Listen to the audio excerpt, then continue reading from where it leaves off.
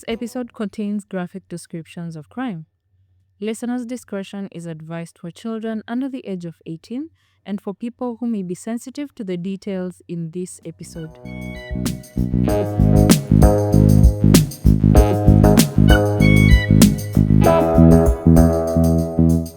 Hello and welcome to this week's episode of Krime KE podcast. My good name is Ajuma and I am a human rights journalist from Kenya. Now, this week we get into the story of the murder of Edith Muthoni. Now, I wanted to talk about this femicide case this week, especially coming from the discussion on the femicide report last week. And speaking of femicide in Kenya, this case is one that has not been reported on so much.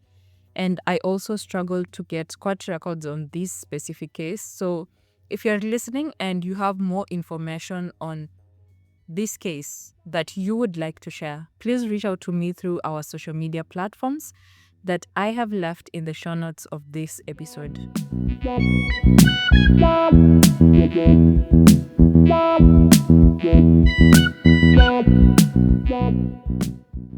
In the morning of 12 October 2021, Jen Nyawira received a call from a relative that informed her that her sister Edith Muthoni had been rushed to Kirinyaga Referral Hospital while in critical condition.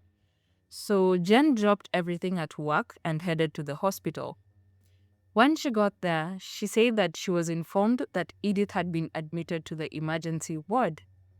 By the time she was allowed to access the emergency ward, the nurses told her that Edith had succumbed to her injuries. Now, Edith was 27-year-old at the time of her death, and she was an upcoming athlete and a Kenya Wildlife Service community scout based in Embu County.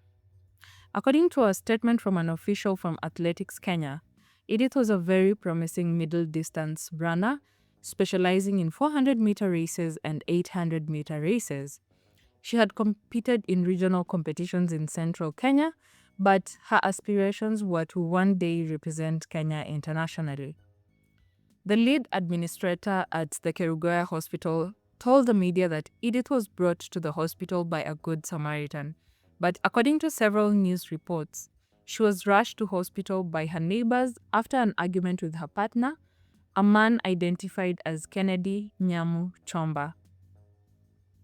Now, some reports describe him as her boyfriend, some describe him as her husband, so I'll just use partner in this episode.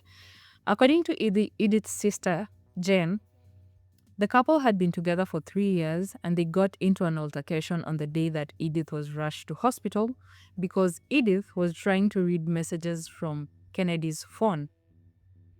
Jen said that Kennedy cut her sister's head using a machete and left her in their home bleeding before the neighbors rushed her to the hospital.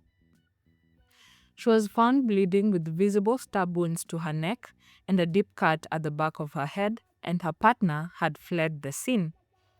It didn't take long before the DCI detectives tracked down Kennedy to a hideout within Kirinyaga County and arrested him. After his arrest, he took the detectives to the crime scene and they collected pieces of evidence. He was arraigned at the High Court in Kirinyaga, and he was not even allowed to plead because the court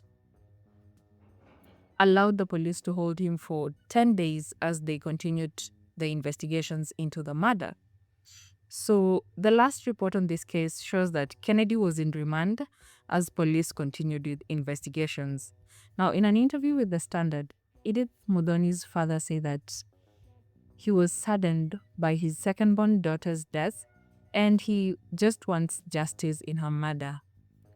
Her sister Jen described Edith as a very calm girl who was very passionate from a young age about running, and she also called on the DCI to deliver justice in her case. Now, that is all I have on the murder of Edith Muthoni, but I'm still looking for full details on this case and I will provide them as soon as they are available.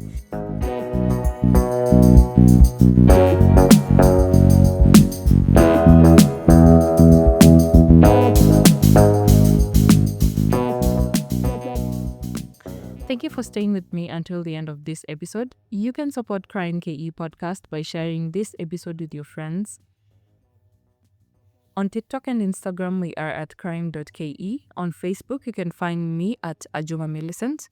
I have tagged the podcast contact information and social media pages in the show notes of this episode so that it is easier for you to reach out if you have any feedback on this episode or the podcast in general.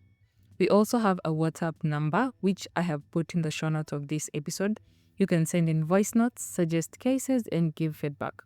Don't forget to give the podcast a 5-star rating on Spotify and catch the next episode of Krime KE podcast on Thursday next week on the same platform you're listening on right now.